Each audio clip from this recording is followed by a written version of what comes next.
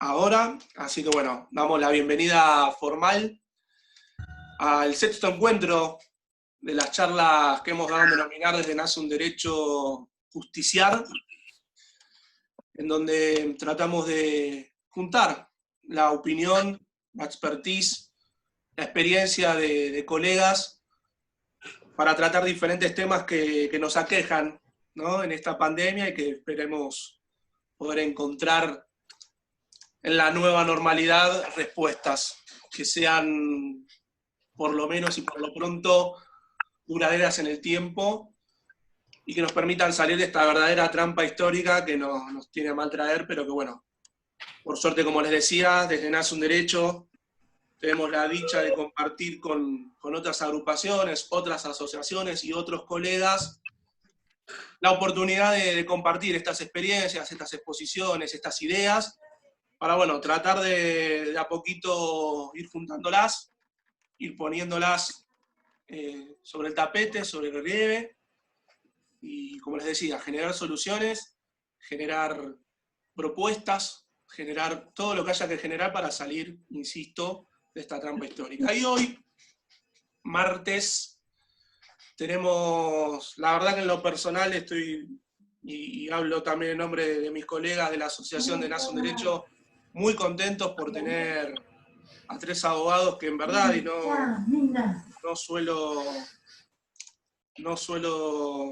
es mi intención sobreabundar en calificativos, pero sí que admiro y respeto mucho, en verdad, a los tres, verdaderamente. Y paso a presentarlos, así no lo hacemos tan extenso. La primera colega es Silvina Prado, abogada UBA, con quien tuve el gusto de compartir una lista de graduados UBA el año pasado. Pertenece al Grupo de Litigio Estratégico, una asociación hermana nuestra de Nace un Derecho, donde compartimos el día a día con muchas causas nobles del pueblo, causas que de verdad necesitamos seguir litigando y necesitamos seguir compartiendo. Y Silvina es expresión de ello. Estuvo Adrián, sé que está Adrián en la sala, y Adrián Albor, que es el presidente del Grupo Litigio Estratégico, y vamos a seguir haciendo charlas con compañeros del GLEP, porque en verdad es espejo para todo lo que hacemos de Nace un Derecho.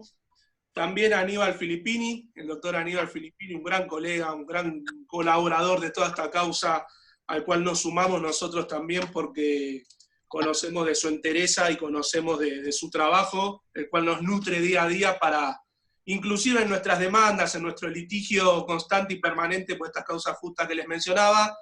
Aníbal es fuente de inspiración y es fuente doctrinaria también.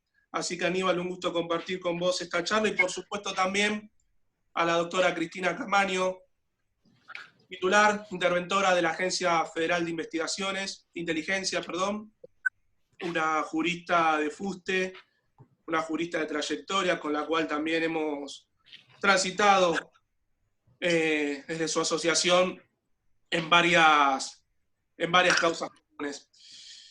Causas del pueblo, por supuesto, y causas que tienen que ver con esto que venimos hablando, con la realidad que hoy emerge y que la podemos sobrepasar en conjunto. No hay salidas individuales, y eso es lo que ha puesto en rigor y ha puesto luz esta pandemia. Así que sin mayores preámbulos, perdonen que voy tratando de dar ingreso y de hacer esta presentación. Como saben, la exposición va a ser de cada uno de los colegas. Luego vamos a abrir a preguntas, les pido que las dejen en el chat. Vamos a tratar de que haya interacciones, pero vamos a tratar de que, en la medida que el tiempo lo permita, que siempre es tirano, tener la mayor cantidad de preguntas respondidas que se pueden ir volcando en el chat. Como les decía al principio, antes de que se fueran conectando todos, va a estar todo subido a YouTube, va a haber un resumen en PDF, y por supuesto los vamos a seguir convocando, invitando desde Nace un Derecho a todas las charlas que venimos haciendo y venimos llevando a cabo todos los martes, porque el martes que viene también tenemos una nueva propuesta, y el otro martes también, que van a ser muy interesantes.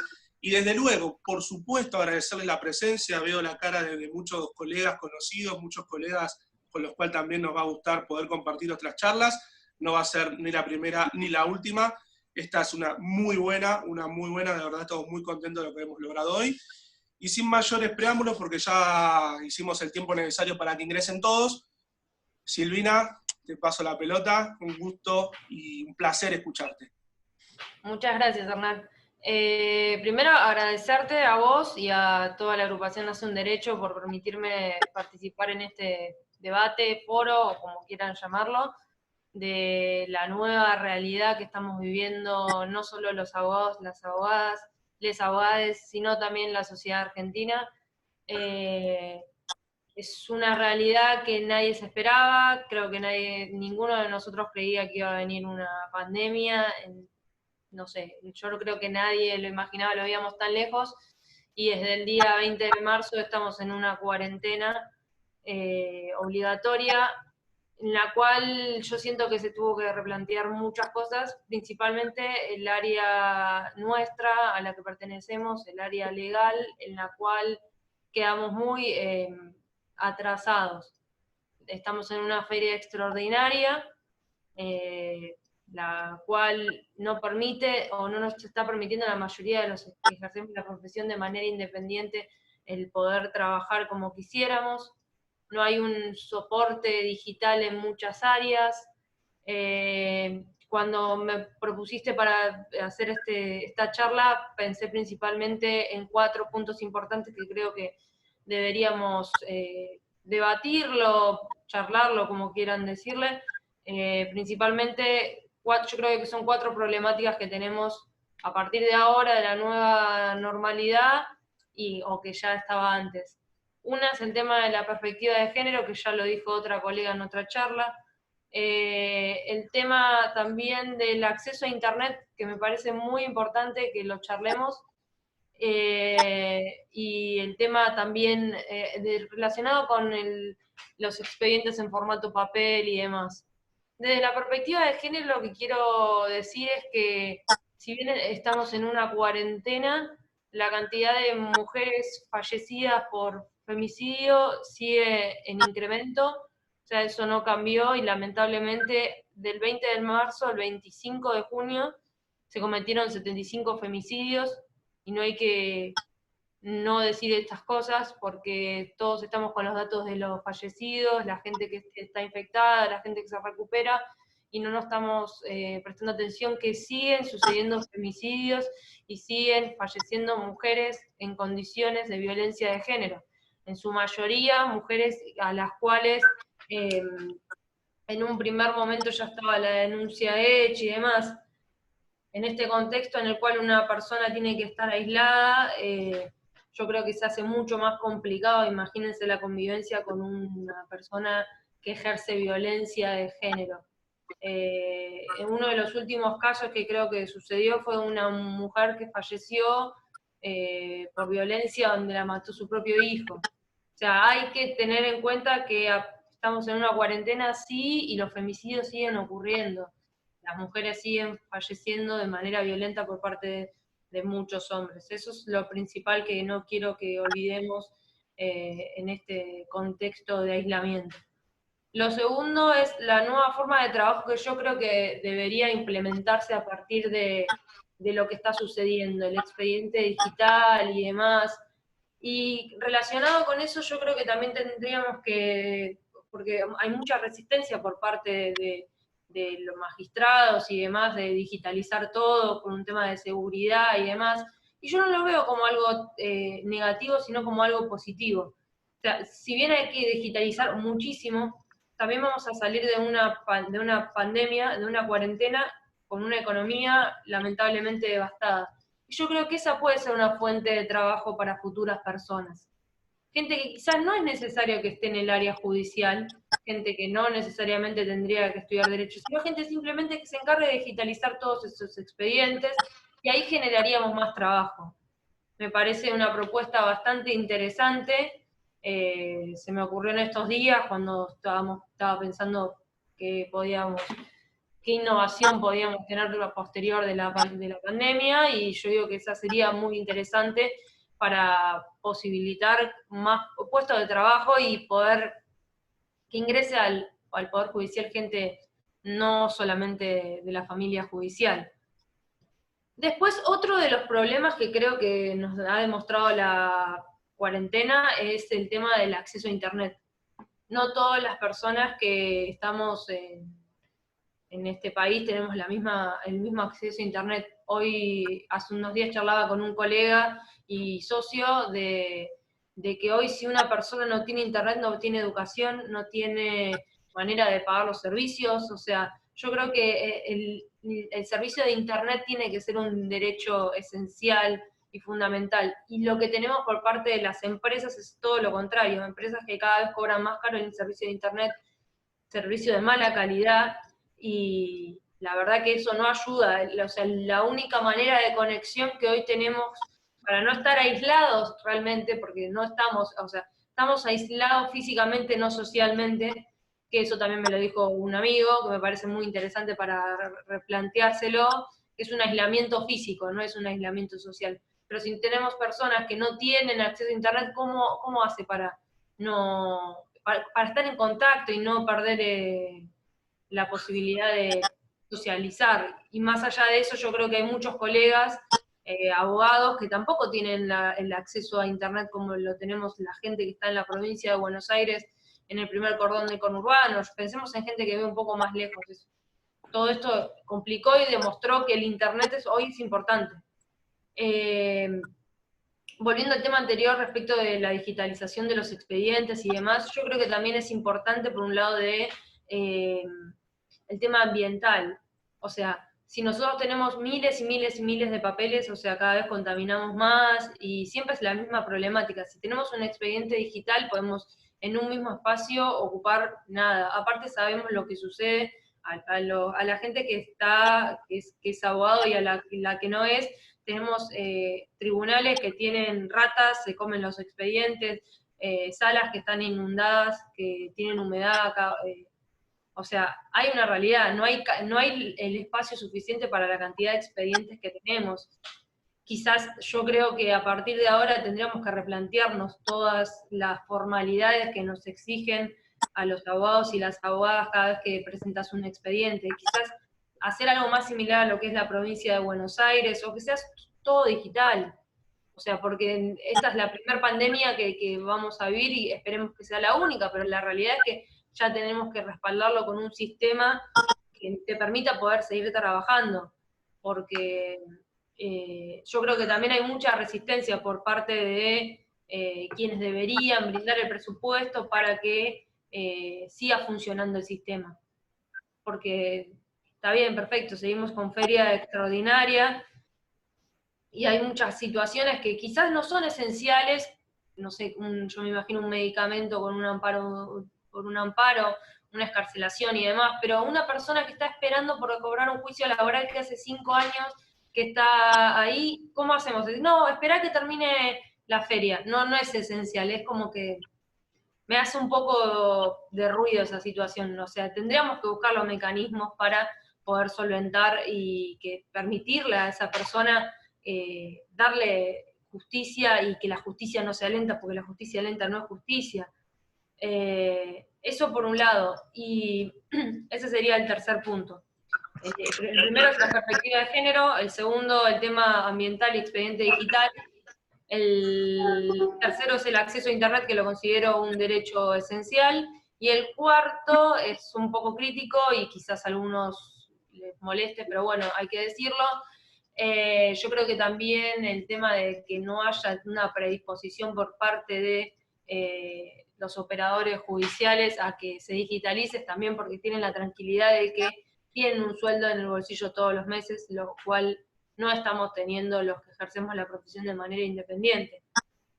La gente que trabaja en el Poder Judicial va a seguir cobrando su sueldo a pesar de la pandemia, a pesar de todo, pero hoy el abogado independiente que no tiene otro ingreso la está pasando muy mal y no está pudiendo trabajar. O sea, y tampoco, no lo digo como una crítica, ni tampoco estoy diciendo levantemos la cuarentena, como algunos abogados quieren. Yo lo que estoy diciendo es que no estamos en una situación económica en la cual haya mucha consulta, la gente no tiene dinero y demás, pero tampoco veo por parte del Poder Judicial, de los jueces, una ganas ni voluntad de darle una solución alternativa o darnos una solución alternativa a todo esto. Quizás es bastante crítica, pero bueno, es lo que yo siento y lo que creo, de que cuando uno tiene el bolsillo tranquilo y lleno no hay problema, pero cuando no sé si ven la realidad como la estamos viendo nosotros. Puede ser criticable, sí, y si alguno me quiere hacer alguna pregunta respecto a eso, bienvenida sea. Pero yo creo que esos son los 4 puntos importantes que creo que hay que cambiar a partir de la nueva normalidad.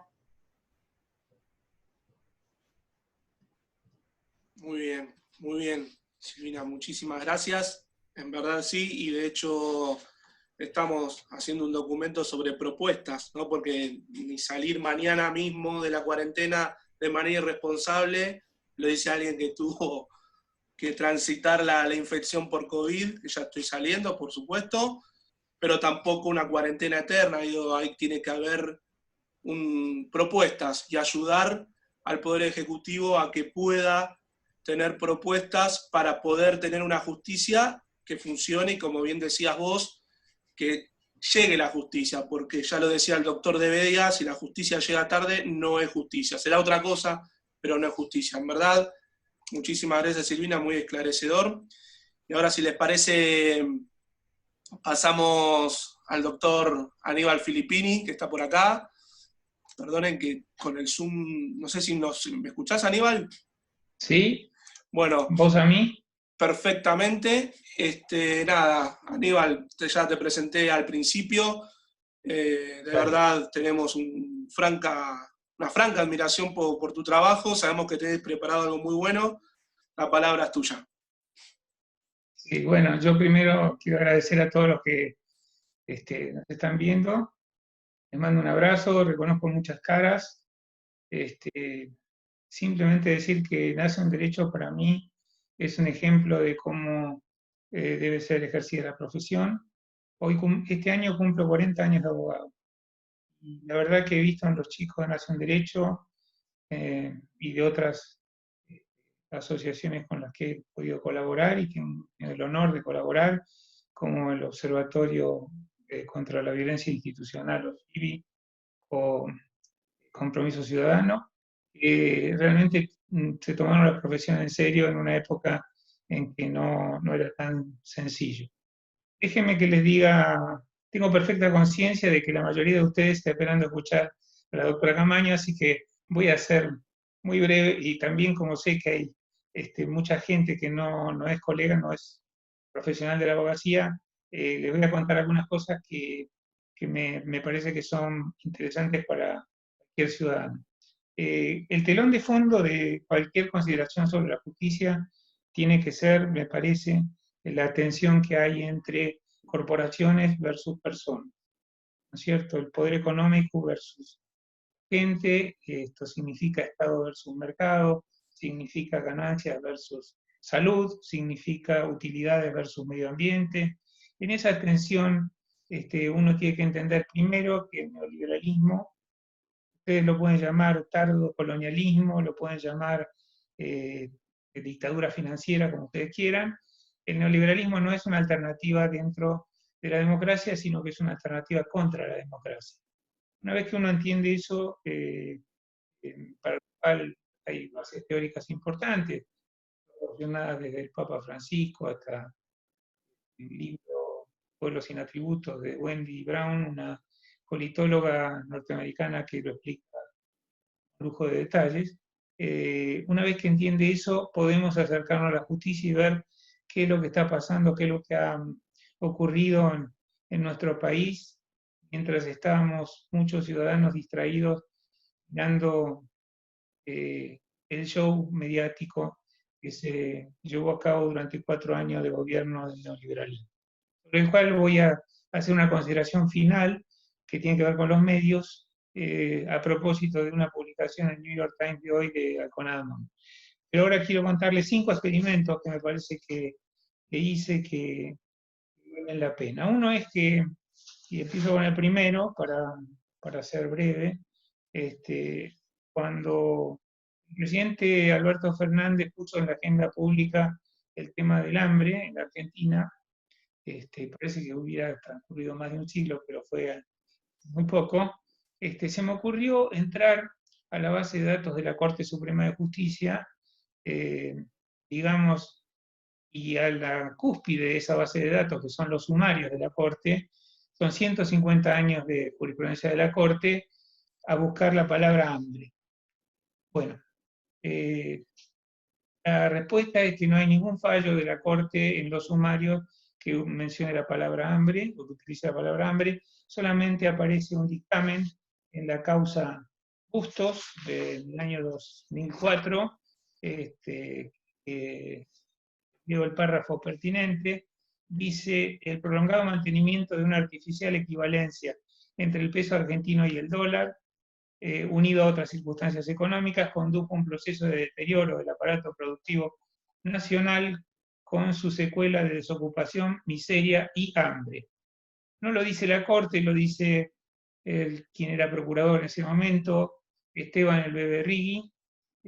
La causa se llama Bustos, fallos 327-4495.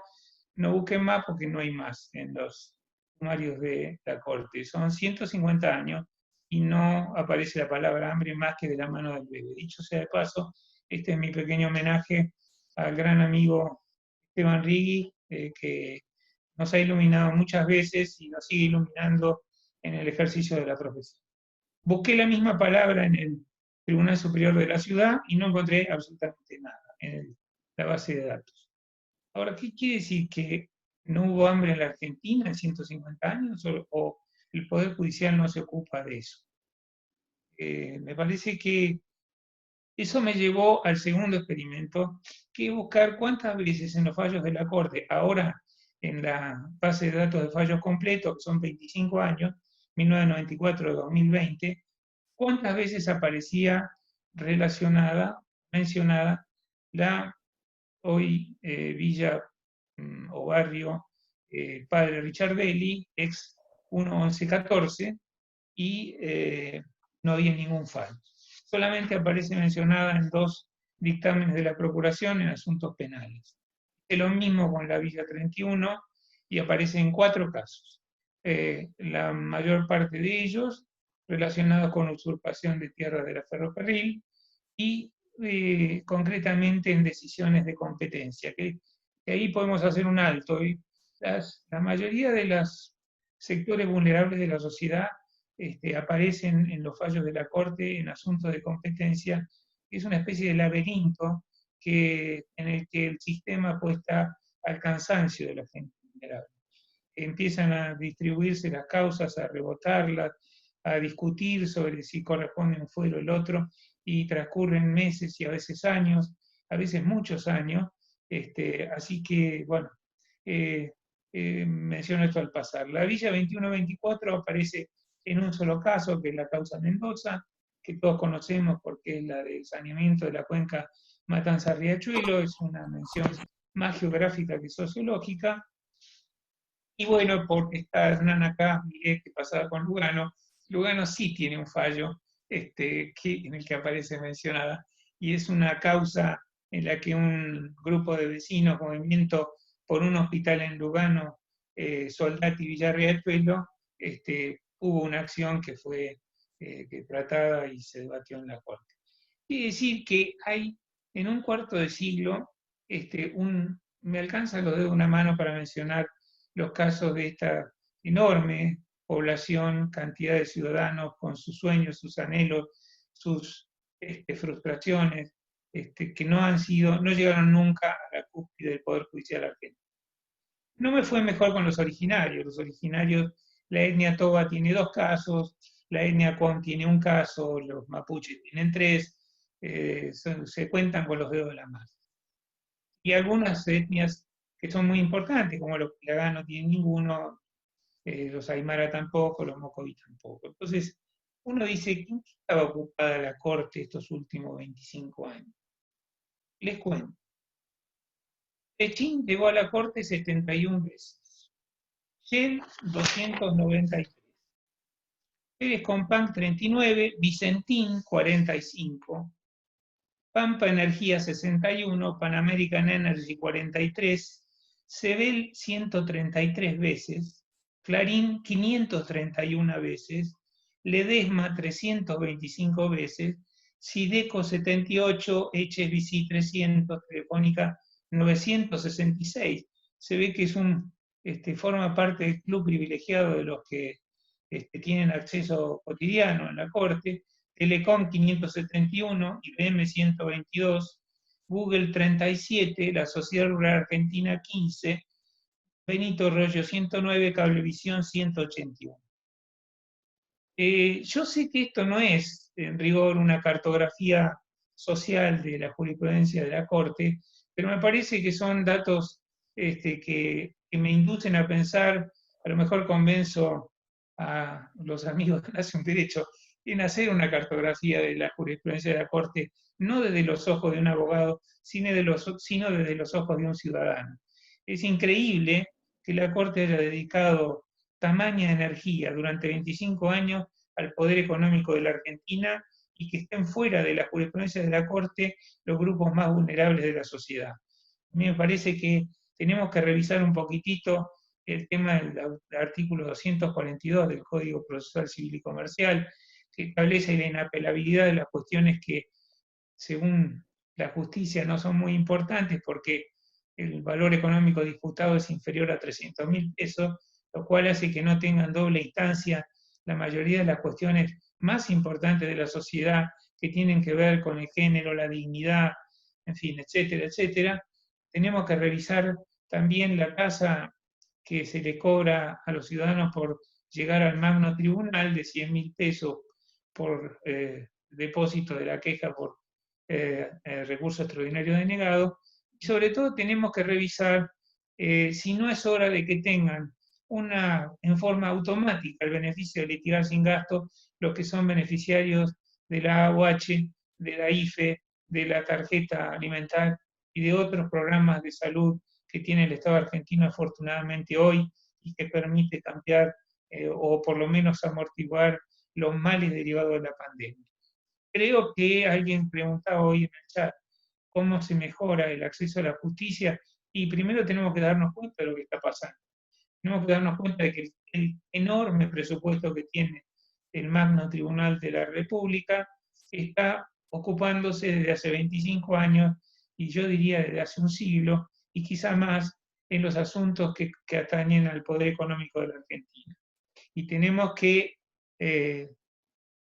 también trabajar en la línea con lo que se hizo en los últimos años, los años del kirchnerismo, que fue los centros de acceso a la justicia y los atajos.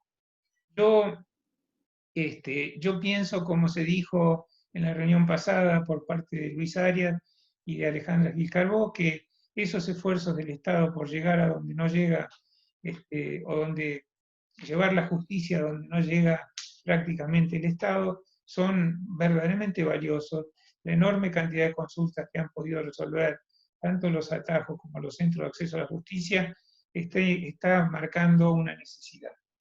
Bueno, yo creo que hay que seguir en esa línea que ha sido, digamos, desfinanciada durante los 4 años del gobierno de Cambiemos y creo que al mismo tiempo tenemos que visibilizar en la sociedad esto que acabo de señalar con estos dos experimentos. Vamos al tercero.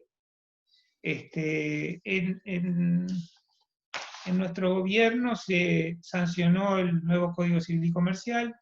Ese código tiene 2 artículos iniciales que afortunadamente dicen que los casos deben ser resueltos por los jueces de conformidad con la Constitución y con los tratados de derechos humanos. El artículo 2 dice que la ley debe ser interpretada de conformidad otra vez con la Constitución y los tratados de derechos humanos. Lo dice de manera expresa. Era un reclamo de fuertes sectores de la doctrina en la Argentina. Y entonces yo dije, bueno, ¿qué habrá pasado en los 5 años de aplicación del Código Civil y Comercial en la Argentina, en la Cámara Civil y Comercial de la Nación, como, digamos, investigación acerca de si los tratados de derechos humanos fueron utilizados o no en eso que se llamó pomposamente la constitucionalización del derecho privado, que, bueno, una cosa es anunciarlo y otra cosa es aplicarlo. Entonces me encontré La Cámara Civil solamente tenía 24 casos, los podría describir, pero creo que no vale la pena, y la Cámara Comercial tenía 4 casos, 2 de los cuales ustedes lo conocen. Uno es la quiebra de la Fundación Madre de Plaza de Mayo, y por eso aparece la dupla de derechos humanos en el sumario del fallo, y otro es Oil Combustibles, en una denegatoria de derecho de ser oídos a los que representaban a las víctimas de esa pequeña persecución o gigantesca persecución que fue Oil Combustibles por la Cámara Comercial. Quiere decir que, a ver, si era un propósito loable que los derechos humanos dejaran de estar en la vitrina del living y vinieran a estar entre los cacharros de la cocina en el día a día, que es el derecho civil y el derecho comercial, la verdad es que eso no funcionó o no está funcionando, porque me parece que para la increíble cantidad de casos que tramitan en las más de una docena de salas que tienen tanto una cámara como la otra, que solamente aparezcan un puñado de casos en los que se mencione a los tratados de derechos humanos, nos está indicando que algo no está funcionando bien en esa cuestión. El otro experimento fue un hecho que bastante simpático, que es que a propósito de la publicación de mi libro Jueces y Medios, me invitó un magistrado de la Justicia Contenciosa, Administrativa y Tributaria de la ciudad. Fui y concurrí a su juzgado, estaba con todos sus colaboradores y pudimos hablar de la relación medios y justicia que a él le preocupaba, y me comentó de los casos que incumbían al juzgado, entre los cuales había cosas que tenían que ver con habilitación de establecimientos escolares, tema de vacantes, en fin. Entonces yo le dije, bueno, pero ahí tiene el artículo 51 del Código Civil y Comercial, ¿no? Entonces me miró y me dijo, bueno, a ver, traigan un código. Estamos hablando de la justicia contenciosa, administrativa y tributaria de la ciudad. Entonces leímos juntos. La persona humana es inviolable y en cualquier circunstancia tiene derecho al reconocimiento y respeto de su dignidad. No lo conocía. Me miraban todos como si yo fuera Melquíades en Macondo. Yo la verdad que me quedé sorprendido y le dije, mire, esto es muy simple. Cuando usted utiliza como cúspide del sistema jurídico la propiedad es inviolable, le da un diseño de país, derrama una serie de consideraciones. Cuando usted pone en la cúspide de un país la persona es inviolable, empieza a tener sentido otro tipo de decisiones. Por ejemplo, es más importante la vida de Rafael Nahuel que una hectárea de Benetton. Entonces, yo le dije eso, bueno, me llevé la sorpresa porque pensé que no podía ocurrir, pero sí, estaba ocurriendo. Estábamos fallando nosotros, los operadores del derecho, todos, los abogados, los jueces, comunican, los que generan contenido. Me parecía increíble que 3 años de vigencia del código en un tribunal contencioso administrativo y tributario no se supiera que había un cambio en el sistema y que ahora la cúspide del mismo no era precisamente la propiedad, o si se quiere, vamos a decir algo sobre las expropiaciones de la propiedad, o si se quiere, la persona estaba entronizada ahora como cúspide del derecho, cosa que no es novedoso solamente en la Argentina, pero no es novedoso en el mundo, porque está en muchas legislaciones desde hace tantísimos años. El último experimento me lleva al proyecto del gobierno de Cambiemos que se llama Justicia 2020, que es básicamente una plataforma de Internet, con lo cual se garantiza, como dijo Silvina, que la participación de los sectores populares es casi imposible, en el que supuestamente irían a opinar, digamos, protagonistas del derecho. De hecho, se crearon varias comisiones.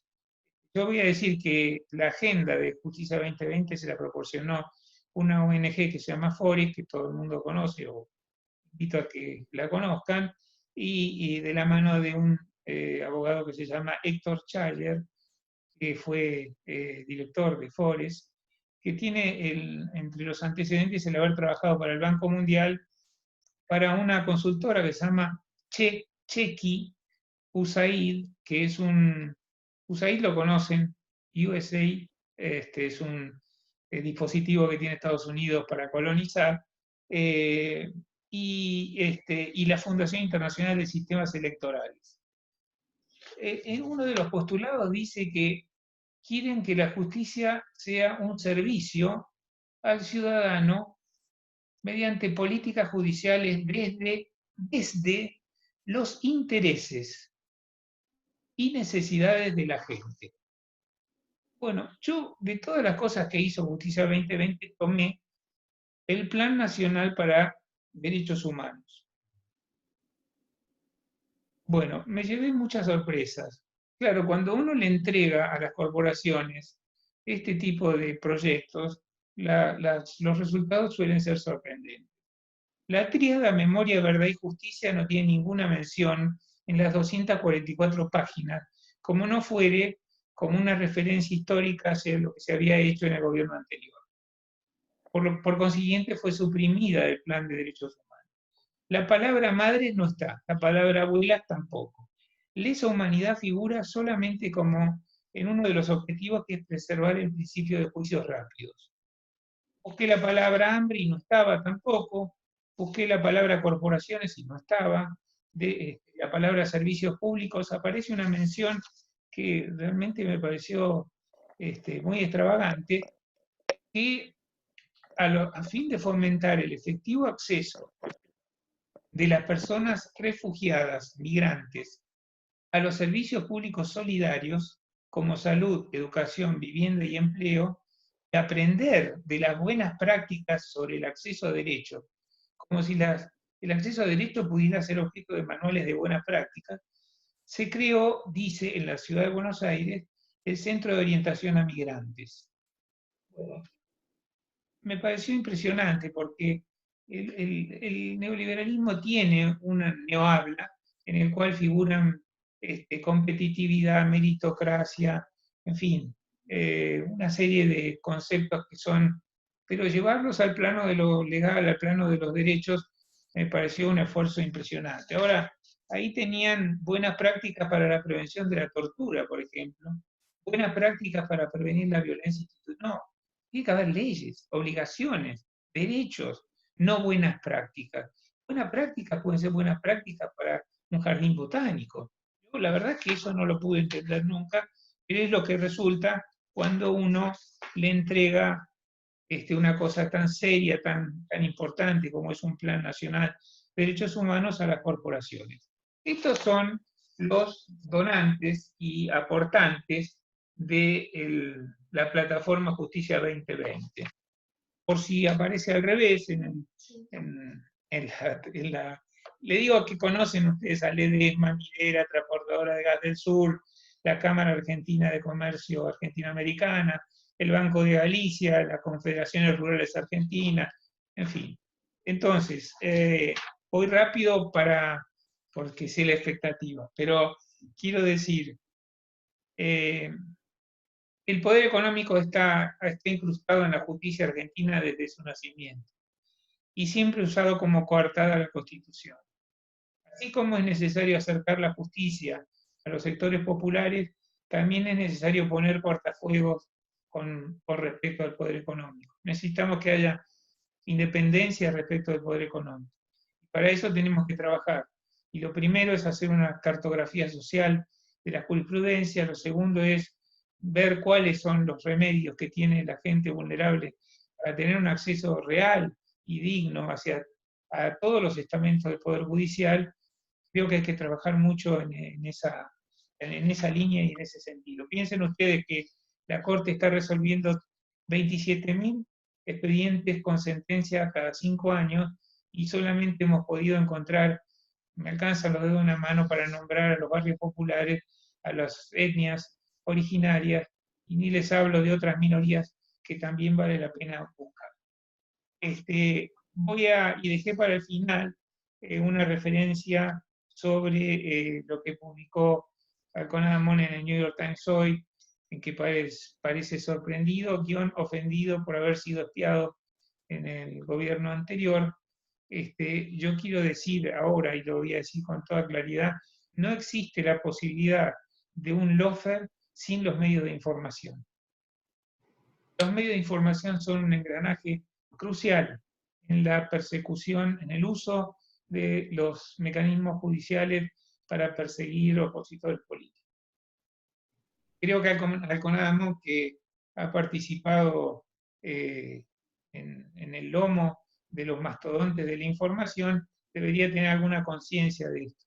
Yo celebro que se haya dado cuenta de lo indignante que resulta la violación de privacidad. Ahora, es propicia como solución a los problemas del lawfare la prensa independiente. Yo creo que no es eso. La prensa independiente lo que nos ha traído es hasta acá. Ha colaborado de mil maneras, se ha metido en la sala de máquinas de la justicia y ha sincronizado sus titulares con las necesidades políticas del gobierno de turno. Entonces, a mí, la verdad que, más allá de sus buenas o malas cualidades como periodista, me parece que mirar a la justicia independiente como la solución para los problemas que plantea el lawfare es algo que por lo menos merece un debate, una discusión más abierta y más leal. Por supuesto que estoy dispuesto a contestar las preguntas que se pudieran haber formulado. Les agradezco a todos muchísimo y bueno, y los dejo en compañía de quienes ustedes están esperando escuchar desde hace muchos minutos. Sí, sí, un aplauso, la verdad, un genio Aníbal, la verdad. Muy bien. La verdad, Aníbal, muy esclarecedor. Sepan que Aníbal me había dicho, tengo unos experimentos, no me los quiso anticipar, y yo dije, uy, ¿qué será? Y siempre no deja de sorprendernos nunca, Aníbal, nunca deja de sorprendernos. Es increíble, porque lo ves de otra forma, algo que nosotros percibimos en el día a día, verlo así tan frío, tan objetivo, con los datos, es esclarecedor y estremecedor también. Muchísimas gracias, Aníbal, en verdad. Como también decía Aníbal, estábamos esperando la palabra de Cristina, que sabemos que está con mucho trabajo. Le habíamos pedido poder conversar un poco sobre su gestión en la agencia, hablar un poco también de Estado de Derecho y democracia, justamente en estos últimos días donde han existido un montón de novedades, un montón de noticias. Así que, Cristina, bueno, te paso la palabra, no sin antes agradecerte que estés acá, a sala llena. Bueno, buenas noches a todos. Yo les agradezco a Nace un Derecho la invitación y también muchas gracias a Silvina, que fue muy necesario todo lo que dijo, sobre todo de los abogados que como profesión independiente la están pasando mal porque no hay justicia, porque hay como una feria interminable y esto hace que la gente en general están todos bastante nerviosos por la cuarentena, pero la cuarentena es producto de la pandemia, ¿no? Entonces, lo mejor es eso, es cuidarse, así todo. Entiendo perfectamente el planteo y me pareció realmente muy interesante. Y bueno, por supuesto Aníbal es un amigo y fue súper esclarecedor, muy fuerte el análisis que hizo, realmente. Es como que te cae la ficha, como, uy, ¿cómo no? Esas cosas que no le dan ganas de decir, ¿cómo nunca me fijé yo en eso, no? O sea, realmente hablando del tema de derechos humanos y que nosotros siempre, o sea, militamos juntos en esos temas, en la Asociación Americana de Juristas y estamos juntos en varios lugares. ¿Cómo puede ser que por ahí que él lo vio tan claro, esto de poder hacer ese análisis? Realmente me pareció excelente, excelente. Yo voy a ir más a los, como se dice habitualmente, voy a ir a los bifes, porque voy a hablar un poco de lo que es el Estado de Derecho, pero visto desde la Agencia Federal de Inteligencia. El presidente de la Nación dispuso la intervención de la Agencia Federal de Inteligencia a través del decreto 52 del año 2019. Y el mandato del presidente fue que el Estado de Derecho ingrese a la Agencia Federal de Inteligencia, o también, como lo digo a veces, que la Agencia Federal de Inteligencia empiece a ser parte de lo que implica el Estado de Derecho. Para eso fue necesario tomar algunas medidas. Yo voy a tratar de hablar lo más cortito que pueda para que después puedan hacer preguntas.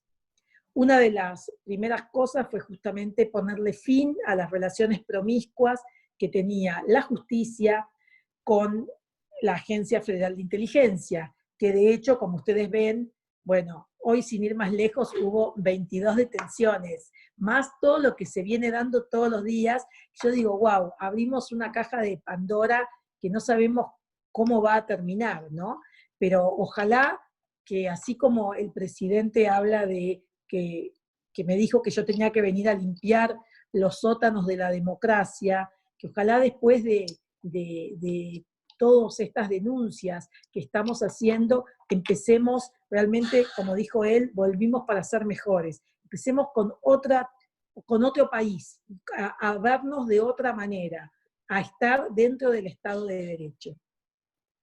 Otra de las cosas que me parecen que voy a hablar así muy poquito, es el tema de justamente de tratar de darle publicidad a la administración. Ustedes saben, la AFI todo era gastos reservados y todo era secreto. Bueno, nosotros estamos tratando de transparentar lo más posible y también de mostrar los gastos reservados, salvo una muy pequeña parte, que es la que va a operaciones, y que de eso no se puede decir mucho. Y también otro de los temas que me interesaba tocar hoy es el tema de el respeto por los derechos humanos y un programa integral de género, que, bueno, Silvina también habló del tema género y a mí me pareció que también tenía que contar un poco lo que estamos haciendo acá. Bueno, para terminar, las relaciones promiscuas de la AFI con el Servicio de Administración de Justicia, lo primero que hicimos cuando llegamos fue sacar una resolución por el cual decíamos que acotábamos al mínimo la colaboración con los jueces. Pero igualmente en la ley, en la 25520, que es la ley de inteligencia, seguía figurando que teníamos que colaborar. Entonces, para profundizar más esto, el presidente sacó un DNU, que es el 214 de este año, donde dispuso la modificación de la ley de inteligencia y quitó esa excepción que permitía a la AFI colaborar con el Servicio de Administración de Justicia. Lo que tenemos que tener en claro es para qué sirve y a dónde estamos apuntando nosotros desde la Agencia Federal de Inteligencia, teniendo en cuenta para qué creemos que sirve la Agencia Federal de Inteligencia.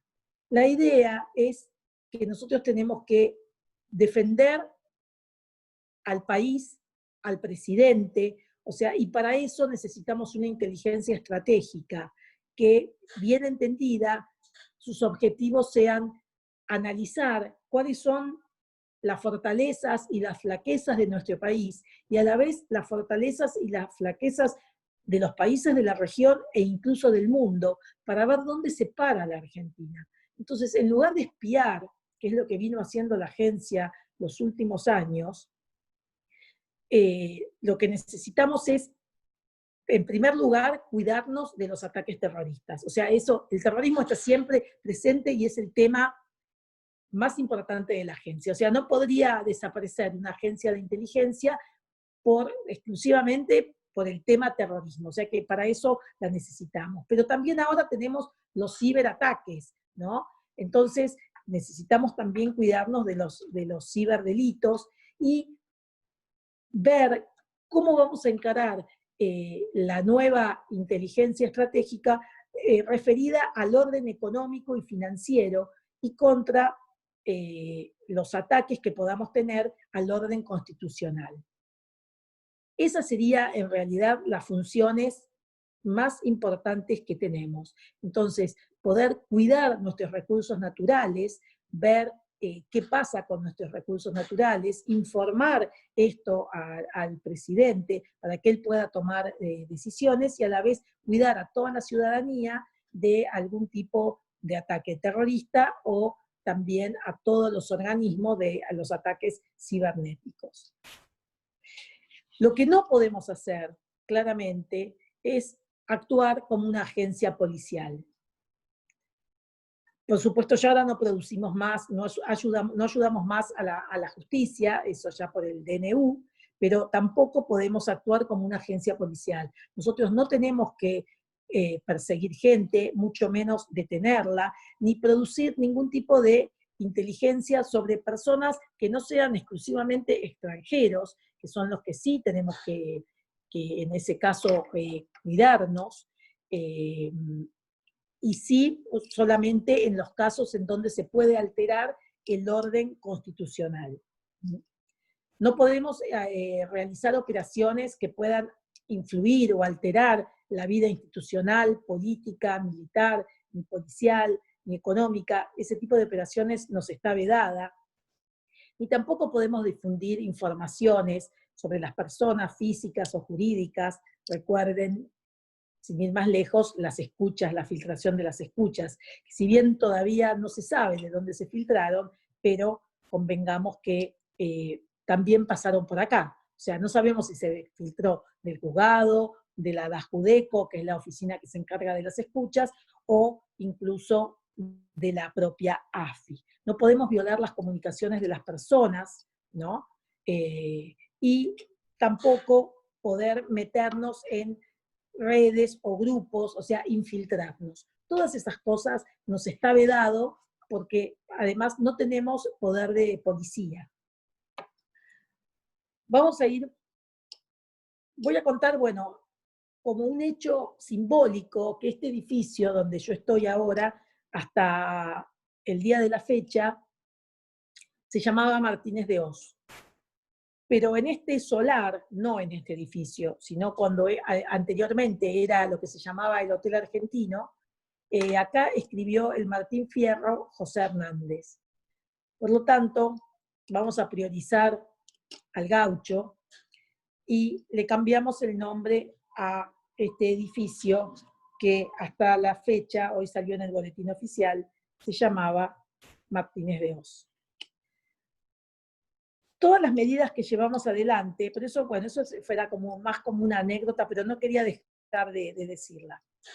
Todas las medidas que llevamos adelante fueron justamente para encuadrar el funcionamiento de la agencia bajo los parámetros normativos que rigen a todos los organismos de la Administración Pública Nacional. Digamos que la AFI no cumplía con ninguno de los parámetros que cumple la Administración Pública Nacional. No tiene protocolos de actuación, no resguarda los documentos, no resguarda la información, no se da ninguna de esas situaciones. Entonces, lo que primero hicimos fue justamente empezar a cumplir con la administración financiera y de los sistemas de control del sector público nacional, dado que la agencia no registraba los gastos de acuerdo a lo que establece la norma vigente. Así, había una informalidad por el cual los directores requerían fondos a la administración administrativa y financiera y los retiraban en efectivo.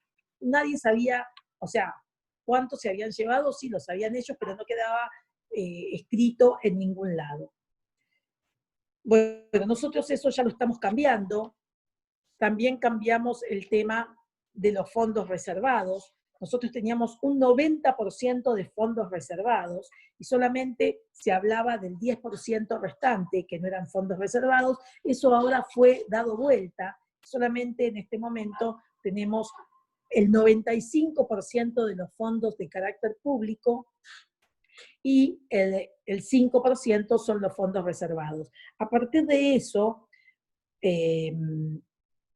nosotros pudimos entregarle al Ministerio de Salud, ahora les voy a decir exactamente, más de 160 millones de pesos por el COVID-19 que nos sobraron de los primeros meses de actuación en la Agencia Federal de Inteligencia.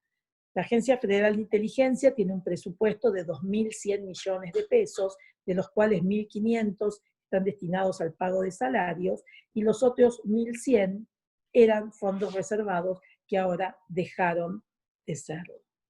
Como para que se den una idea, en el 2016 los fondos reservados eran 313 millones de pesos, en el 2017 fueron 417 millones de pesos, en el 2018 fueron 736 millones de pesos, y en el 2019 fueron 855 mil millones de pesos.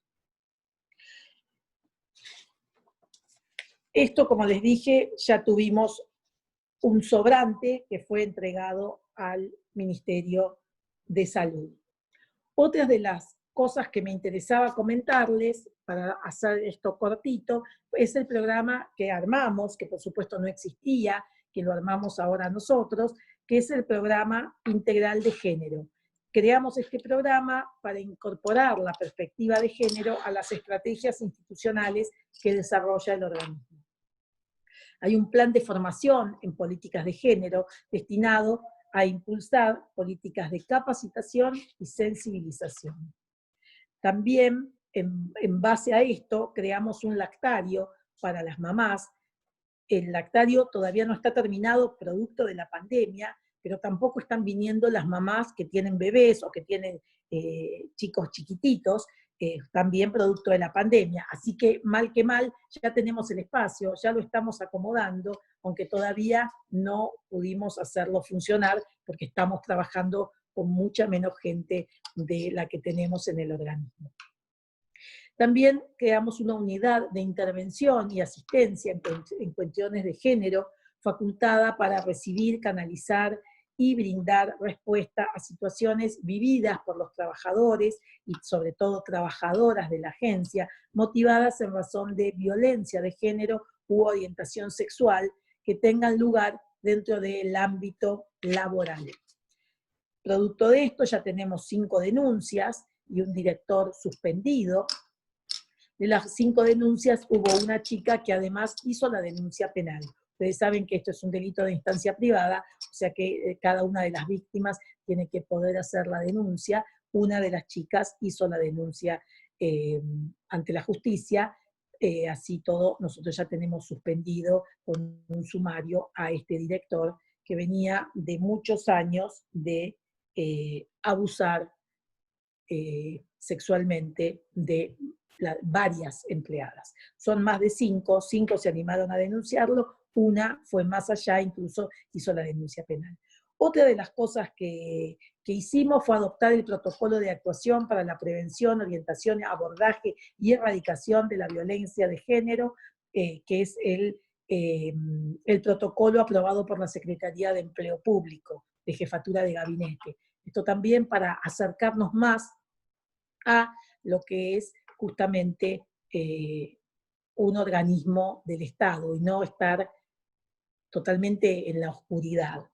Y por último, desde el punto de vista de género, también firmamos convenio con el Ministerio de Mujeres, Género y Diversidad de la Nación, y el 19 de febrero pasado tuvimos la primera capacitación de la Ley Micaela, en donde vino la propia ministra Elizabeth Gómez Alcorta, junto con Diana Mafía, a dar un curso a 80 espías, 80 agentes de inteligencia de la casa. Respecto de los derechos humanos, que es otro de los temas que me interesaba abordar, encontramos 250.000 fichas sobre personas, organizaciones políticas, sociales y de derechos humanos y de otras instituciones públicas y privadas, con información de inteligencia, es decir, lo que se llaman los partes de inteligencia. Bueno, a partir de esto creamos un programa de protección, de registro y archivo, que tiene a su cargo la compulsa, la recopilación y la sistematización de la documentación obrante en la AFI relativa al quebrantamiento de los derechos humanos y las libertades fundamentales en que esté comprometida la responsabilidad del Estado argentino y sobre la respuesta social e institucional ante estas violaciones, que va desde el 73 hasta el 84, cuando fue la sentencia por el juicio a las juntas. Así es que, bueno, producto de la pandemia, el presidente no le pudo entregar a 12 organizaciones de derechos humanos unas carpetas que habíamos armado sobre los partes de inteligencia que habíamos encontrado de, por ejemplo, los curas villeros, las madres de Plaza de Mayo, madres de Plaza de Mayo línea fundadora, abuelas de Plaza de Mayo, curas opción por los pobres, y otras organizaciones más, que ahora no las, la APDH, los familiares de detenidos y desaparecidos por razones políticas. Bueno, todas estas cosas que encontramos, armamos justamente unas cajas con estos partes de inteligencia que el presidente los iba a entregar y que lamentablemente por la pandemia tuvimos que suspender el acto del 24 de marzo. Pero que, bueno, cuando se termine esto, supongo que se va a hacer todo junto, vamos a hacer un montón de actos donde nos vamos a poder también abrazar y ver y tocar, cosa que ahora nos está faltando y lo necesitamos, ¿no? Otra de las cosas, y ya creo que con esto te estaría, me parece que terminando, es el tema de la capacitación. No existía una carrera profesional en la AFI, ni siquiera un plan de carreras o ofertas de cursos estables, sino que los papeles incluso que daban por los cursos la Escuela Nacional de Inteligencia no tenía reconocimiento del Ministerio de Educación, cosa que empezamos a hacer para que tenga ese reconocimiento. Y creemos, por supuesto, que es muy importante la formación profesional de los operadores del Sistema de Inteligencia Nacional. El diagnóstico que habíamos realizado cuando recién llegamos es bastante preocupante. Solamente el 9,8% de los ingresantes del 2016 al 2019 a la AFI realizó algún curso de formación inicial. La ENI, que es la Escuela Nacional de Inteligencia, contaba con 6 docentes internos, y no había estructurado, como les dije, un plan de formación profesional. Finalmente, entre los meses de febrero y abril, tomamos examen al personal en funciones, los que dieron como resultado un promedio de aplazo en la materia justamente de inteligencia, que es la que deberían saber, ¿no? El resultado de todo esto fue el absurdo de tener una formación profesional escasa, injustificadamente secreta y de mala calidad.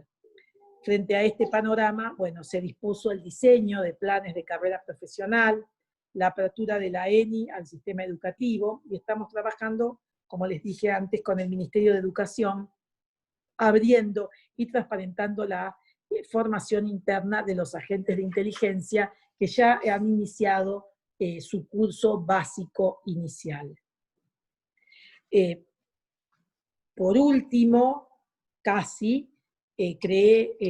creamos un consejo asesor permanente, que es de consulta, que es el que me va a ayudar a hacer una nueva ley de inteligencia, en donde están incorporados, bueno,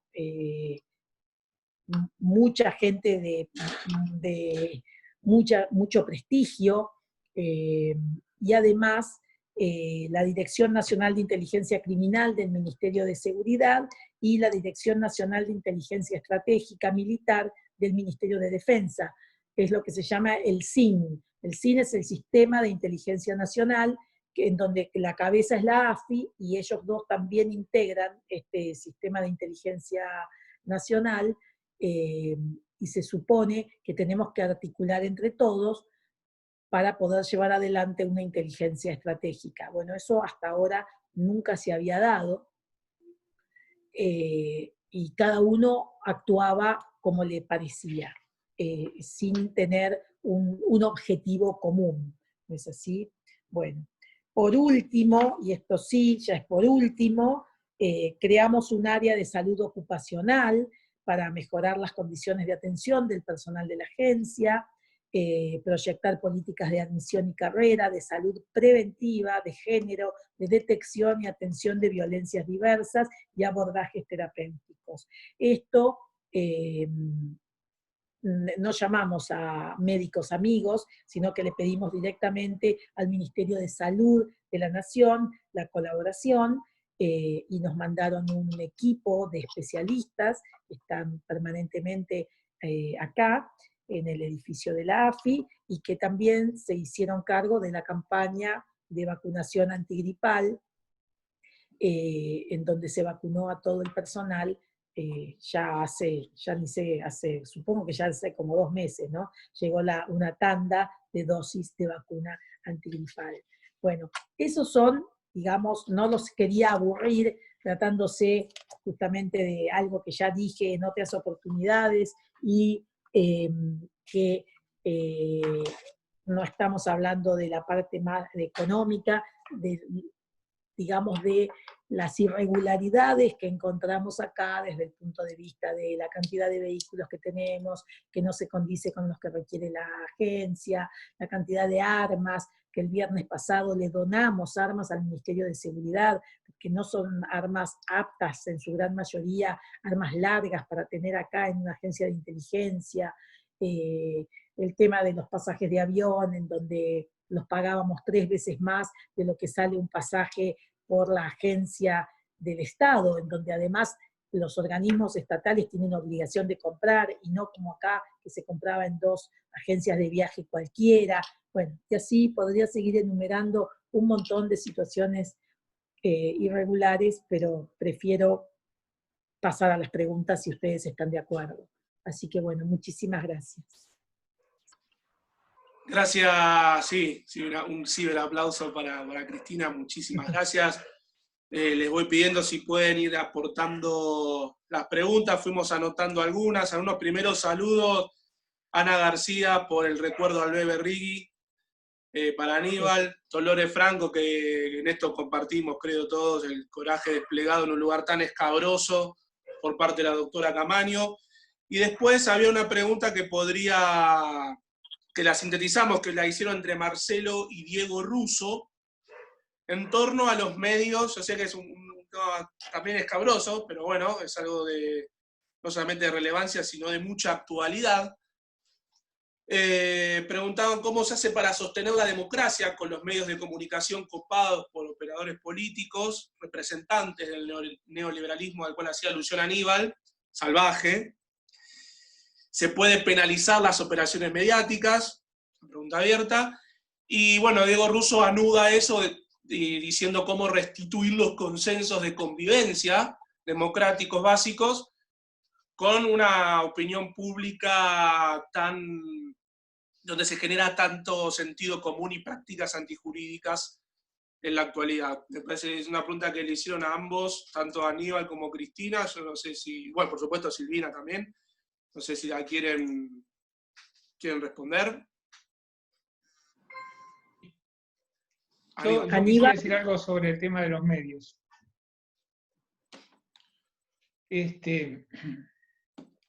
Muy buena pregunta, porque la verdad es que uno de los peligros más grandes que tiene la democracia tiene que ver con la concentración de los medios en pocas manos, el relato único, la instalación de un poder que se lleva por delante a las instituciones.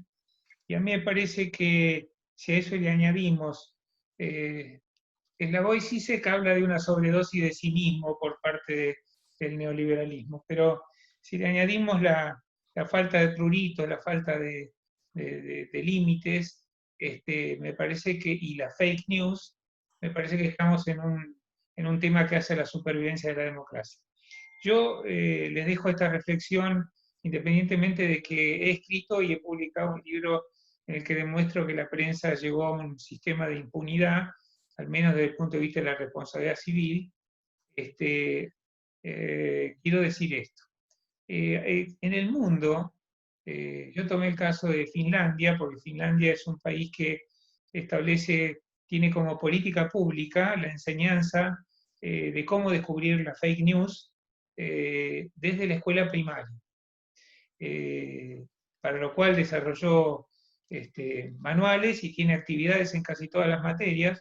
Es un tema que atraviesa la currícula en forma transversal. Estamos tocando el timbre al ministro Trota en este mismo momento, enseñar a los chicos a determinar cuándo una noticia es falsa o no desde la escuela primaria, me parece que es algo muy importante. Creo que incluso en la primaria se hacen elecciones, se simulan elecciones estudiantiles, y hay grupos que redactan noticias falsas sobre los candidatos, y otros tienen que descubrir cuáles son falsas y cuáles no. Creo que es un punto en el cual no se ha trabajado y que tenemos que trabajar. Yo creo que lo otro es el espíritu crítico, ¿no es cierto? La gente, por lo general, sigue el haz de luz de la linterna de los grandes medios y mira solamente eso, mientras a espaldas de él se construyen enormes atrocidades. Y yo creo que hay que prender la luz. Eso se llama pluralidad informativa, se llama diversidad. En la medida que no tengamos eso, estamos en peligro. Yo pienso que se trabajó mucho con la ley de medios, creo que hay que volver a trabajar. Yo sé de la resistencia, yo sé de la judicialización, pero acompañando eso con una educación, con una política pública en el sentido de empezar a deslindar lo que es falso de lo que es cierto, de lo que es verdad, ganaríamos un montón. Y por lo tanto, pienso que por ahí pasa la cosa, y sobre todo, tener claro que el lawfare, la persecución de los líderes populares por parte de este sistema mediático judicial, que se legitima recíprocamente, como dijo el juez Ramos Padilla, se publica una nota que encuentra eco en un expediente, que encuentra eco en un titular, etcétera, etcétera, y se va legitimando. Hay que desarticularlo desde la visión crítica, desde la visualización de las patologías que tienen estos sistemas, como está ocurriendo en este preciso momento en la... Bien. Bueno, yo coincido plenamente con Aníbal, creo que hay que volver a impulsar una ley de medios, tal vez, no digo que sea la misma, seguramente que se puede mejorar, pero creo que hay que volver a pelear por una nueva ley de medios, y que la prensa hoy es tal cual, es impune. Publican cualquier cosa, es como igual a los Twitter, ¿no? Los Twitter también son impunes. Así como uno en el Instagram pone todas fotos lindas, en el Twitter sale lo peor de esa misma persona, que por ahí en el Instagram puso una foto de un paisaje precioso y no sé qué, y resulta que cuando llega al Twitter son odiadores seriales. Y bueno, me parece que la prensa genera lo mismo. Y bueno, hay que trabajar con eso. La verdad que no sé cómo se hace, pero creo que la democracia tiene que servir para mejorar este sistema, y esto que decía Aníbal, que no lo conocía, que es lo que pasa en Finlandia, me parece que es una muy buena idea para empezar también a tratar de hacerlo acá, ¿no? Sí, claro. En verdad, sí. Bueno, acá está Adriano Albore, que fue panelista y está en la ciberplatea. Él está patrocinando a Ezequiel Guasora, que fue justamente por Luis Majul, donde inexplicablemente un fiscal le puso una perimetral y Ezequiel no puede hacer su trabajo de cronista en cierto radio, ¿no? Entonces ahí, hoy nos preguntaban en Twitter, y esto a colación de lo que decían Aníbal y Cristina de los odiadores seriales, nos preguntaban qué es el lawfare. Bueno, ahí tenemos un caso donde un periodista no puede hacer su trabajo porque a Luis Majul le incomoda y consiguió en la justicia de la ciudad una cautelar moldeada para que no se pueda acercar a la puerta de la radio CNN. Pero bueno, mientras tanto seguimos esperando, como bien decían, una ley de medios que no permita este tipo de atropellos. Igual con el patrocinio de Adrián me parece que va a andar muy bien y eso se va a caer rápidamente. Bueno, acá también nos hacen unas preguntas. Quiero hacer una pregunta, no sé si me ves. Alicia. Sí. Alicia. Hola, quería hacerle una pregunta. ¿Cómo no? Porque no me funciona el teclado, no la puedo mandar, me escribe cualquier No cosa. hay problema, Alicia, haga la pregunta. Con todo gusto. Quería preguntarle a Cristina, porque yo pertenezco a la comisión Vesubio Puente 12, soy creyente en los juicios de lesa humanidad, y vos dijiste que se iban a entregar las carpetas, y yo quería preguntarle se me fue, ¿desde cuándo hasta cuándo estaban esas escuchas, si eran más allá del 83, hasta cuándo llegaban? No son escuchas, son partes de inteligencia. Bueno, No las hay partes de escuchas. inteligencia. Bueno, no, Son las partes de de inteligencia. la dictadura Estamos hasta con las escuchas. de la dictadura hasta la sentencia del nunca más, digamos, de la causa contra los genocidas. Ese es el periodo que abarca los partes de inteligencia, más allá de que hay más, pero ese es el periodo que abarca lo que fue lo que estamos analizando desde este registro y clasificación que armamos en la agencia. Gracias. Por favor. Muy bien. Seguramente nos veremos en la entrega. Muchas gracias, Alicia. Gabriela, ahí te estoy mandando Baigún, doctora Baigún. ¿Qué tal? ¿Qué tal, doctora? Hola. Hola. Hola. Tengo que enchufar, ahí está. Una pregunta para Cristina quiero, porque ya que tengo la posibilidad de preguntarle a una directora general de inteligencia, es algo que nunca tendría la posibilidad de preguntar, sino. Cristina, vos hiciste, me escuchás, ¿no, Cristina? Obvio que te escucho. También tomo café con vos. Sí, no, y además decirte que estás hermosa, mantenés el pelo muy bien para el... No, es la humedad de hoy. la humedad. Bueno, el tema es, dijiste que se les tomó examen a un montón de agentes y que reprobaron todos en el tema inteligencia. ¿En qué consiste un examen de inteligencia? ¿Qué te pueden preguntar? ¿Un ejemplo de una pregunta? Nada, sobre la ley de inteligencia. Es sobre la ley de inteligencia. misma. Claro, era sobre la ley de inteligencia. ¿Qué se puede hacer, qué no se puede hacer? Pero basándonos en la 25520, que es la ley actual de inteligencia. Y lo que tuvimos eran 3,8 fue el promedio de notas. Después además hicimos un multiple choice sobre temas de cultura general, porque suponemos que un agente de inteligencia tiene obviamente que tener cultura general. Y por ejemplo ahí tuvimos la sorpresa, esto ya lo he contado, seguro que si alguno ya me escuchó lo sabe, preguntamos, una de las preguntas era ¿quién escribió Operación Masacre? Y había, bueno, por supuesto estaba su autor, Rodolfo Walsh, pero muchos pusieron Jorge Rafael Videla. O sea, esos son los agentes de inteligencia que tuvimos durante el gobierno macrista. Y ahora, otra pregunta, y perdona si me saco todo. Vieron que nosotros conocemos que hay abogados que son operadores de inteligencia, que uno sabe que convivían, no voy a dar nombres para no ofender a nadie, bueno, no para ofenderlo, no, para no... pero nosotros sabíamos que estaban netamente vinculados y siempre lo estuvieron con las agencias de inteligencia. ¿Cómo es ese contacto que hacen los abogados? ¿Cómo es que coexisten para tener determinados asuntos o para que se los deriven?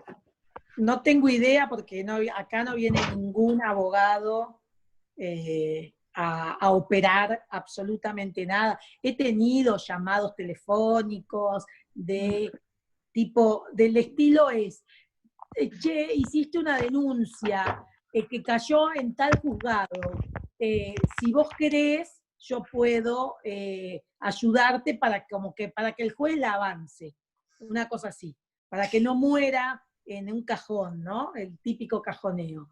A lo que yo dije, mirá, yo ya hice la denuncia, ahora el que tiene que avanzarla o cajonearla es el juez. Yo no me voy a meter, porque justamente yo vine a hacer otra cosa, no vine a seguir haciendo lo que se hacía. Así que no necesito de tus servicios, te agradezco mucho, realmente nada. Me parece que ese era tu laburo antes. Acá no necesitamos ningún tipo de operadores de nada. Así que todo bien, chao, hasta luego. Pero bueno, de esos, a ver, digamos que tuve 2 llamados. No sé cómo era antes. No, antes Bueno. netamente cobraban un sueldo importante No, y veían no, cómo olvidate. venían por... No, ya sé que con vos me olvido de qué pasa eso, pero me interesaba de curiosa nada más. Perdón, ¿eh? Muchas gracias, Gabriela, muchísimas gracias en verdad. Estaba pidiendo la palabra al doctor Albor, al cual recién hacíamos alusión, no sé si nos escuchás, Adrián. Sí, sí, saludarte, es un gusto verte y celebro mucho lo que han hecho. ¿Cómo está, doctor? ¿Cómo le va, doctora? Después de las preguntas que le hizo usted a la doctora Camaño, me animo a hacerle algunas preguntas yo también. La pregunta para la doctora Camaño, y con el máximo de los respetos, absolutamente, por supuesto, conociendo su trayectoria.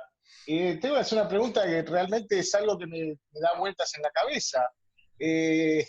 ¿Realmente necesitamos una agencia de inteligencia en la República Argentina? Sí, claro. Sí, claro. Fundamente ahora, doctor.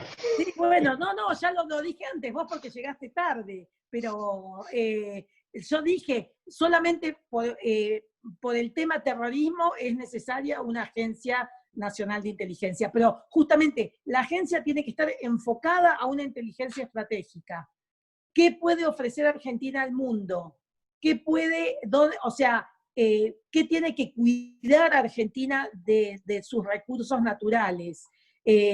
Tenemos que ver qué es lo que pasa con nuestros minerales, con nuestras tierras, con nuestras aguas, pero además el tema del terrorismo, sí, claro, para eso tiene que servir una agencia de inteligencia, no para espiar lo que hace el otro, para nada. Pero sí yo tengo que poder, por ejemplo, te voy a dar un ejemplo ahora, supongamos que están investigando la vacuna del COVID y resulta que se quiere meter nadie, un país extranjero a afanarnos la fórmula. Bueno, nosotros como si hacemos bien la inteligencia tenemos que poder detectar a ese laboratorio extranjero que se quiere llevar, digamos, la fórmula. ¿Entendés? Eso es una inteligencia que nos tiene que servir. No la inteligencia que se hacía de espiar a los abogados, periodistas, políticos, etc. En eso estamos de acuerdo. La pregunta es, ¿esas tareas son... No, estoy de entrada, doctora, ¿eh? Estaba con otra carita, pero la escuché lo que usted hacía referencia antes. Pero digo, ¿eso es fronteras? ¿Cómo? De cuidar al presidente, habló también la doctora. Sí, claro, sí, claro. Pero eso sería, esa actividad, ¿es fronteras para adentro o es fronteras para afuera? Fronteras para adentro, para los que quieran entrar, y nosotros además tenemos delegados en otros países que también nos dan información sobre lo que pasa.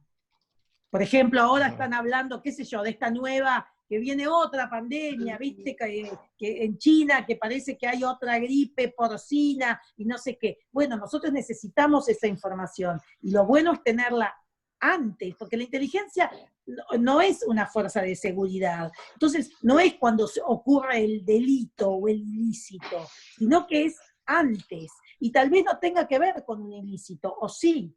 Si nosotros podemos determinar, te digo esto, de la gripe porcina, cómo viene, qué sé yo, y poder entregarle ese material que conseguimos directamente de China, por tener un delegado ahí, a nuestros médicos, al Ministerio de Salud, estamos haciendo algo para todo el país. Y eso es lo que tiene que hacer la inteligencia. No tenemos que esperar a que llegue, ¿está? La inteligencia se anticipa, la buena inteligencia debería anticiparse. Muy bien. Y lo mismo con los actos terroristas, claramente, ¿no? Muy bien. Bueno, siguen, la verdad, muchas felicitaciones. Gente que se queja de que no trascienden los medios, bueno, eso es para otra charla larga y tendida. Hay una pregunta, Cristina, que bueno, nosotros está acá, la repetimos, si se puede, y si no entendemos que no se puede.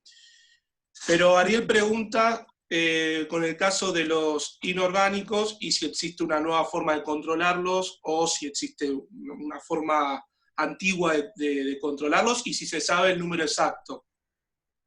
No, obviamente un inorgánico es alguien que no pasó, que pudo haber entrado a la agencia, pero digo, no es un empleado o un funcionario de la agencia. Por lo tanto, el único inorgánico que todos conocemos es D'Alessio, porque el tipo, él solo, se vendió solo, digamos, se denunció, o sea, pero la realidad es que uno no sabe quién es orgánico y quién es inorgánico. Además, a veces hay informantes que serían inorgánicos. Pongamos que vos tenés un bar y además contás, che, acá viene o se juntan. Bueno, si fuese, no sé, alguien que está por cometer un ilícito, esas cosas, si bien no me sirven a mí, pero sí le sirven a la inteligencia, ponerle del Ministerio de Seguridad, ¿no? Entonces, los inorgánicos no los conocemos, no sabemos quiénes son, y solamente conocemos a los orgánicos que pasaron por la agencia porque tienen un legajo, pero los inorgánicos no lo sé, desconozco. Ahora, de los orgánicos, los exagentes, nosotros, o sea, lo que es la Dirección de Contrainteligencia, sí puede, digamos, averiguar qué hacen. De los orgánicos, no de los inorgánicos porque no los conocemos. ¿Me permitís una preguntita más para agregar a lo que dijo el compañero? Yo soy Ariel Lozada. Lo de los inorgánicos lo había preguntado en base a que se calcula que el 60 o el 70% de lo que es la AFI actual está compuesta por gente que puede pertenecer no solo al periodismo, sino a diferentes ámbitos de la sociedad. Como decías vos, puede estar en un bar y puede estar informando a su vez a la agencia. Pero esos son los que hacen la vigilancia social.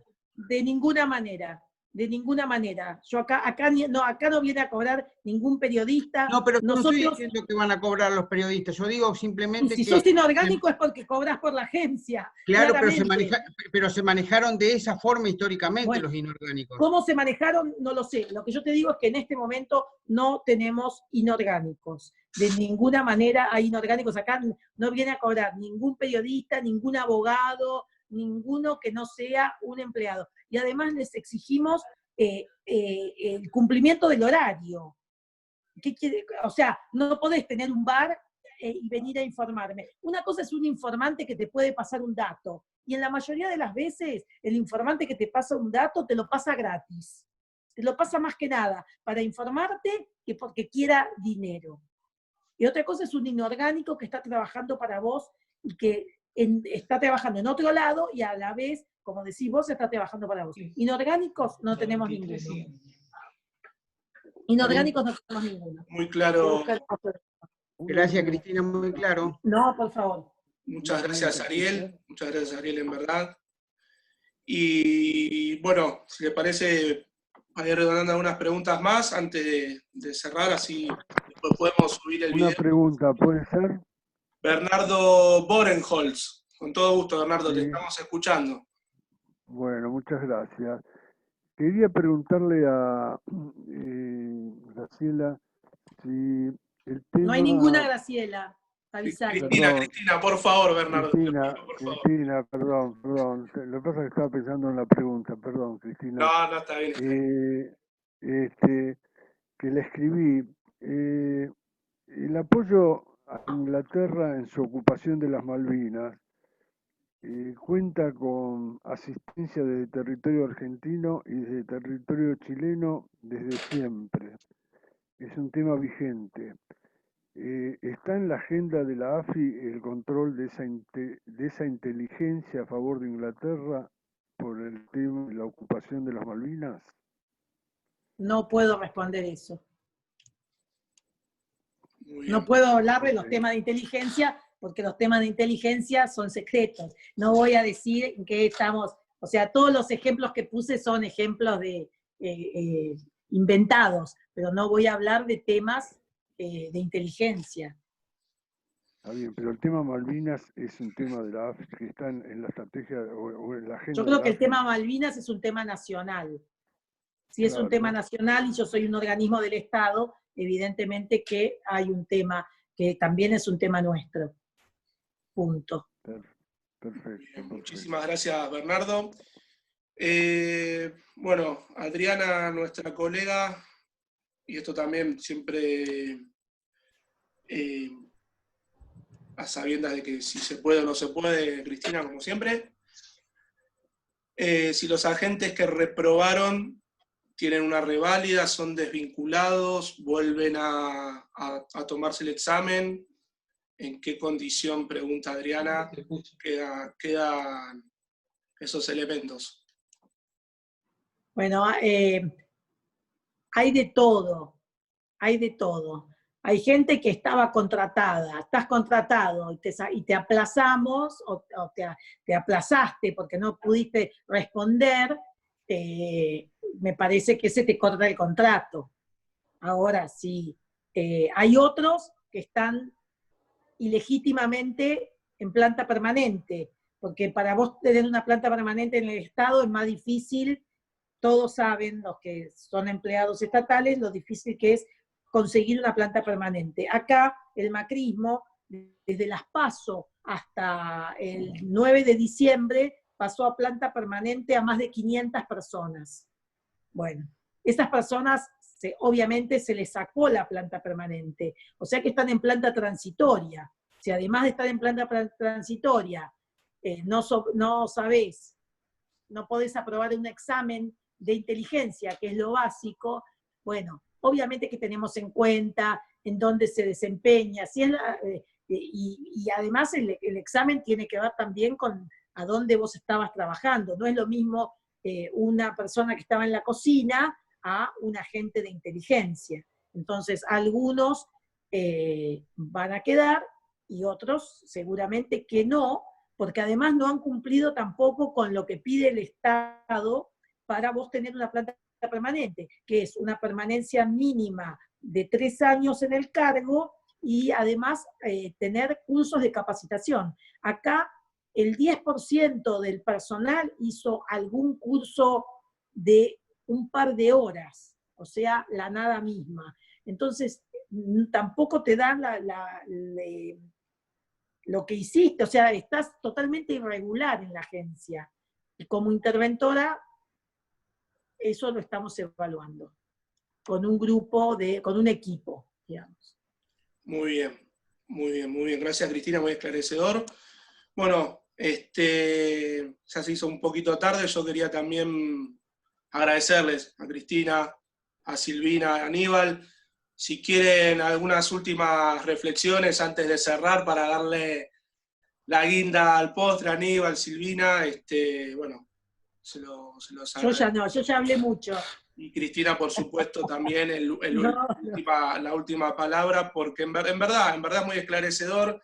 Sé que son preguntas complicadas, no queremos siempre, entendemos que la gente tenga preguntas, pero también queremos que los panelistas estén muy cómodos. En verdad estamos teniendo una actividad con una participación plena, estamos muy contentos, todo esto lo van a poder volver a ver en YouTube para desmenuzar todo, así que quédense tranquilos que lo van a poder volver a ver. Agradecer también los saludos y los mensajes de Héctor, de Facundo, de un montón de gente que siempre viene a estas charlas, y bueno, Aníbal, Silvina, Cristina, una reflexión que quieran para cerrar la charla de hoy.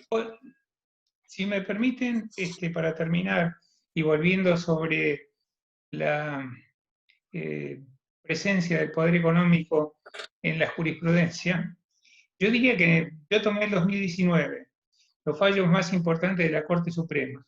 Mientras todos estábamos distraídos con los fuegos de artificio preelectorales, en fin, etcétera, etcétera, ¿qué ocurrió? La Corte decidió que un columnista de un medio no compromete la responsabilidad de la empresa por los dichos que publica, entre un productor de seguros y la compañía de seguros no hay relación de dependencia, en una acción de daños de un empleado contra un empleador por la desaparición de una persona en la planta fabril, prescribe la acción civil.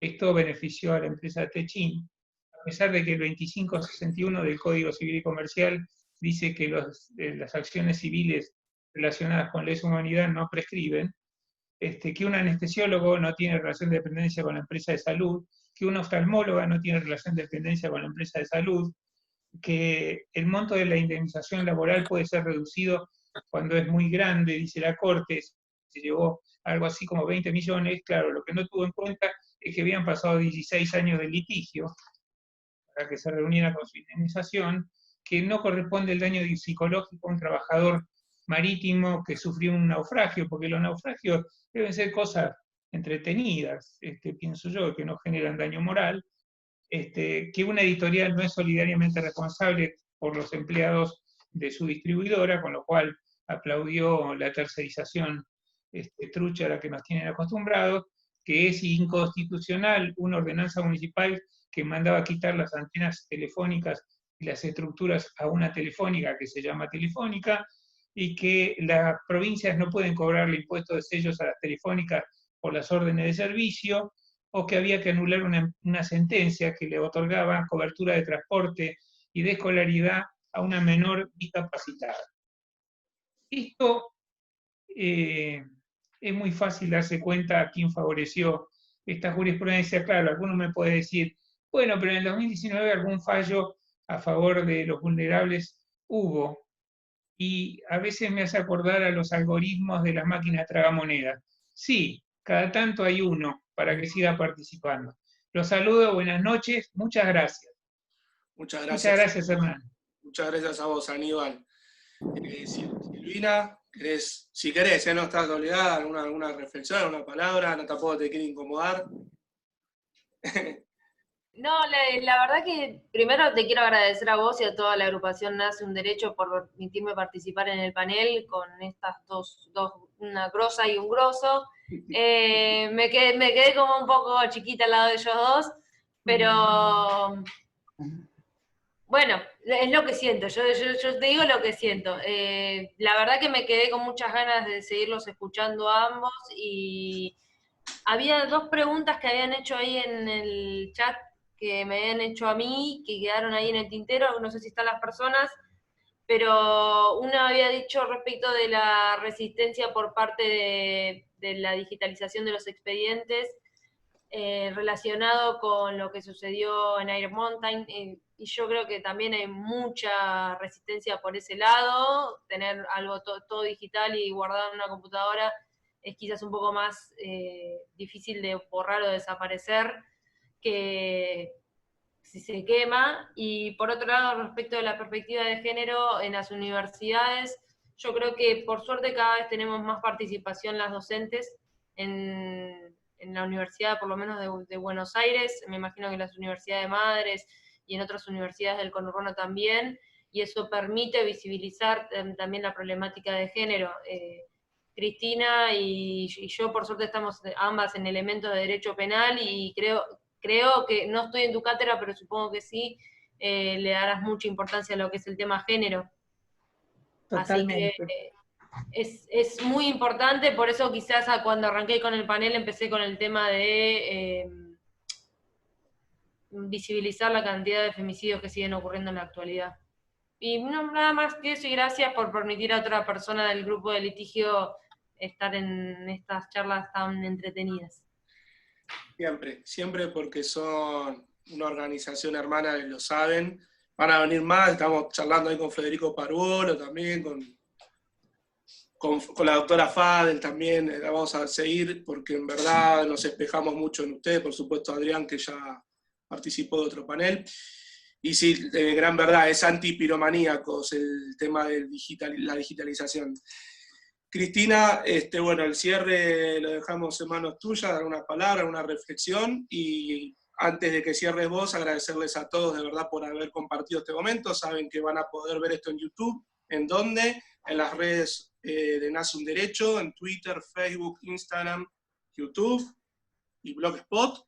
Todas las redes, ahí van a poder ver esta y todas las demás charlas y todas las cosas que venimos haciendo con con Justicia Legítima, con la Asociación Americana de Juristas, con todas las asociaciones de las cuales nos espejamos. Cristina, sin mayores preámbulos, nada. No, agradecerles mucho, me parece muy muy importante y hasta muy hasta divertido, o sea, como que está muy buena este tipo de reuniones, este Zoom, y me quedé sin batería, chicos. Me estoy quedando sin batería, se me apaga el teléfono. Y nada, y estoy muy contenta de haber participado con ustedes en Nace un Derecho. Y me parece que nace un derecho cada vez que hacen este tipo de reuniones. Y eso es muy importante. Así que bueno, buenas noches a todos. Un saludo y un aplauso. Muchas gracias, que ande bien, nos estamos viendo en la próxima. Dale. Muchas gracias. Chao. A ver, estoy sin batería, en serio.